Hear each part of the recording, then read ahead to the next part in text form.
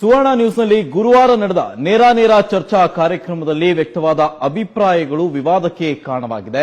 ಈ ಕುರಿತು ಸುವರ್ಣ ನ್ಯೂಸ್ನ ಮುಖ್ಯಸ್ಥರಾದ ಅಜಿತ್ ಹನುಮಕ್ಕನವರ್ ಈಗ ಮಾತನಾಡ್ತಾರೆ.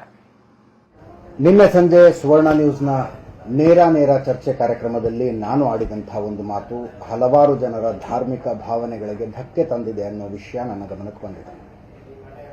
ಯಾರ್ದಾದ್ರೂ ಧಾರ್ಮಿಕ ಭಾವನೆಗಳಿಗೆ ಧಕ್ಕೆ ಆದರೆ ಒಂದು ಕ್ಷಮೆ ಕೇಳದೇ ಇರುವಷ್ಟು ಸಂವೇದನೆ ಇಲ್ಲದೆ ಇರುವಂಥ ಅಥವಾ ಸೂಕ್ಷ್ಮತೆ ಇಲ್ಲದೆ ಇರುವಂಥ ವ್ಯಕ್ತಿ ನಾನಲ್ಲ.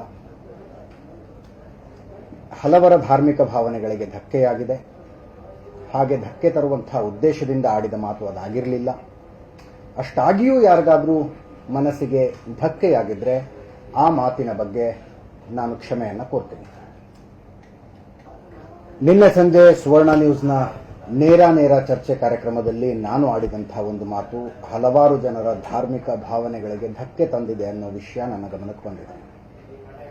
ಯಾರ್ದಾದ್ರೂ ಧಾರ್ಮಿಕ ಭಾವನೆಗಳಿಗೆ ಧಕ್ಕೆ ಆದರೆ ಒಂದು ಕ್ಷಮೆ ಕೇಳದೇ ಇರುವಷ್ಟು ಸಂವೇದನೆ ಇಲ್ಲದೆ ಇರುವಂಥ ಅಥವಾ ಸೂಕ್ಷ್ಮತೆ ಇಲ್ಲದೆ ಇರುವಂಥ ವ್ಯಕ್ತಿ ನಾನಲ್ಲ. ಹಲವರ ಧಾರ್ಮಿಕ ಭಾವನೆಗಳಿಗೆ ಧಕ್ಕೆಯಾಗಿದೆ. ಹಾಗೆ ಧಕ್ಕೆ ತರುವಂತಹ ಉದ್ದೇಶದಿಂದ ಆಡಿದ ಮಾತು ಅದಾಗಿರಲಿಲ್ಲ.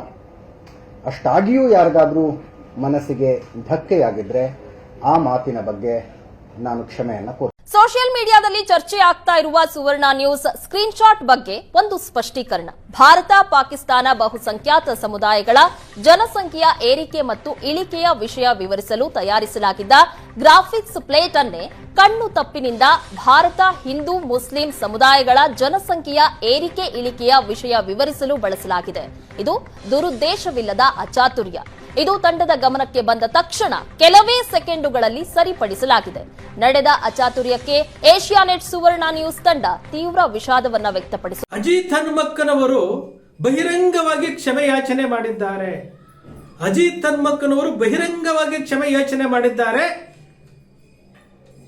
ಧರ್ಮಗಳ ನಡುವೆ ಏನು ಸಂಘರ್ಷ ಉಂಟಾಗೋದಕ್ಕೆ, ಕೋಮು ಸೌಹಾರ್ದತೆಯನ್ನು ಕೆದಡೋದಕ್ಕೆ ನಾನು ಕಾರಣಕರ್ತನಾಗಿದ್ದೆ. ಇದರಿಂದ ನನ್ನ ತಪ್ಪಾಗಿದೆ, ನನ್ನನ್ನು ಕ್ಷಮಿಸಿ ಅಂತೇಳಿ ಅಜಿತ್ ಹನುಮಕ್ಕನವರು ಬಹಿರಂಗವಾಗಿ ಕ್ಷಮೆ ಕೇಳಿರುವಂತಹ ವಿಡಿಯೋ. ಇಷ್ಟಾದರೂ ಸಹ ಅಜಿತ್ ಹನುಮಕ್ಕನವರಿಗೆ ತಾನು ತಪ್ಪು ಮಾಡ್ತಾ ಇದ್ದೀನಿ ಈಗಲೂ ಅಂತ ಅನ್ನಿಸ್ತಾನೆ ಇಲ್ವಾ?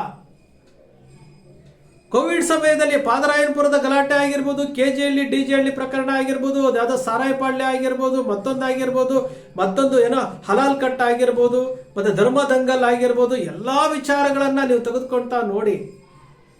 ಕೆರಳಿಸುವಂತಹ ಕೆಲಸಕ್ಕೆ ಬಾರದವ್ರನ್ನ ಯಾರು ಸ್ವಯಂ ಘೋಷಿತ ಚಿಂತಕ ಅಂತೇಳಿ ಅವ್ರು ಯಾರು ಚಕ್ರವರ್ತಿ ಸೂಲಿಬೆಲೆಯನ್ನು ಕರ್ಕೊಂಡು ಬರೋದು, ಇಲ್ಲೊಬ್ರು ರಜಾಖಾನ್ ಅವ್ರನ್ನ ಕರ್ಕೊಂಡು ಬರೋದು, ವಿಷಯ ತೆಗೆಯೋದು, ಜಗಳ ತಂದಿಡುವಂಥದ್ದು, TRP ಮಾಡಿಸ್ಕೊಳ್ಳುವಂಥದ್ದು ಎಲ್ಲ ಮಾಡಿ ಎಷ್ಟು ಬಾರಿ ಕ್ಷಮೆಯನ್ನ ಯಾಚನೆ ಮಾಡಿದ್ದಾರೆ. ಎಷ್ಟು ಬಾರಿ ಒಂದು ಧರ್ಮವನ್ನ ನಾನು ಉಳಿಸ್ತೀನಿ, ನಾನು ರಾಷ್ಟ್ರವಾದಿ, ನಾನು ಹಿಂದುತ್ವವಾದಿ ಕಡೆ ಇದ್ದೀವಿ ಅಂತ ಹೇಳುವಂಥವರು ಈ ಧರ್ಮವನ್ನ ಏನಾದರೂ ಗಟ್ಟಿಗೊಳಿಸ್ತಾ ಇದ್ದೀರಾ? ಇನ್ನೊಂದು ಧರ್ಮವನ್ನ ಟೀಕೆ ಮಾಡ್ತಾ ಆ ಧರ್ಮ ಬಲಿಷ್ಠ ಆಗಿ ಹೋಗ್ತಾ ಇದೆ. ಇವತ್ತು ರಾಜಕೀಯ ಪಕ್ಷಗಳು ಆ ಧರ್ಮಗಳನ್ನ ಯಾಕೆ ಓಲೈಸ್ತಾರೆ ಅಂತಂದ್ರೆ ಅವರು ಸಾರಾಸಗಟಾಗಿ ಓಟ್ ಹಾಕ್ತಾರೆ ಅಂತೇಳಿ. ಯಾವತ್ತಾದ್ರೂ ನೀವು ಹಿಂದೂ ಧರ್ಮದ ಬಗ್ಗೆ ಮಾತಾಡಿಕೊಂಡು ನಾನು 1ನೇ ಸ್ಥಾನಕ್ಕೆ ಬರ್ತೀನಿ ಅಂತ ಕುತ್ಕೊಂಡಿದ್ದೀರಲ್ಲ, ಇನ್ನು ನೀವು 3ನೇ ಸ್ಥಾನದಲ್ಲಿ ಇದ್ದೀರಲ್ಲ, ನೀವು ಯಾವತ್ತಾದ್ರೂ ಈ ಧರ್ಮವನ್ನ ಸಂಘಟಿಸಬೇಕು ಅಂತ ಏನಾದರೂ ಅನ್ನಿಸ್ತಿದ್ಯಾ ನಿಮ್ಗೆ? ಅನ್ಸಂಗಿಲ್ಲ.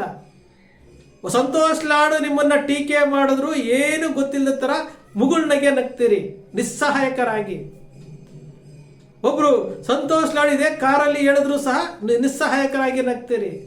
HD ಕುಮಾರಸ್ವಾಮಿ ಅವರನ್ನ ನೀವೇ ಪ್ರಶ್ನೆ ಕೇಳ್ತೀರಿ. ಪ್ರಜಾಕೀಯದ ಉಪೇಂದ್ರರವರು 100 ಕೋಟಿಯ ಬಗ್ಗೆ ಹೇಳಿದಾಗ ಹೌದು ಅಂತ HD ಕುಮಾರಸ್ವಾಮಿ ಅವರು ಹೇಳಿದಾಗ ಕಾರ್ ನಿಲ್ಲಿಸಿ ಎಂತಹ ರಾಜಕೀಯ ಮಾಡ್ತಾರ್ರಿ ಕುಮಾರಸ್ವಾಮಿ ಅವರೇ, ಪ್ರಜಾಪ್ರಭುತ್ವವನ್ನು ಹಾಳು ಮಾಡ್ತಾ ಇದ್ದೀರಿ ಅಂತ ಕೇಳುವಷ್ಟು ಶಕ್ತಿನೂ ಇಲ್ಲ ಇವರಿಗೆ.